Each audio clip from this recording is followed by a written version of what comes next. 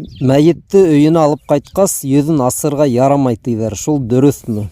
Юк, дөрөс түгел. Мәйеттің йөзін асырға була, кемдер үбергә теләһә, был мөмкин, рөхсәт. Сахабалар үзләренең якыннары менән шулайтыр булган. Пәйгамбәрбез саллаллаһу алейһи ва саллям буны күргән, шелтәләмәгән.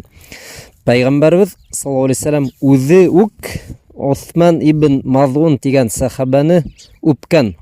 Ә был кәфенләгәс.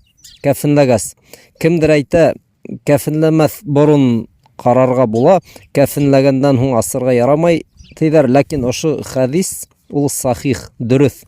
Пәйгамбәрбез саллаллаһу алейһи ва саллям үзе үк Осман ибн Мазунның йөзен асып үпкән, илап хатта. Кыскаһы мана шулай. Шулай ук кайбер халыктар арасында таралган, кабергә төшергәндә йөзен асып куярга кирәк дип уйлайдар, шулай эшләйдер. Был да дөрес түгел.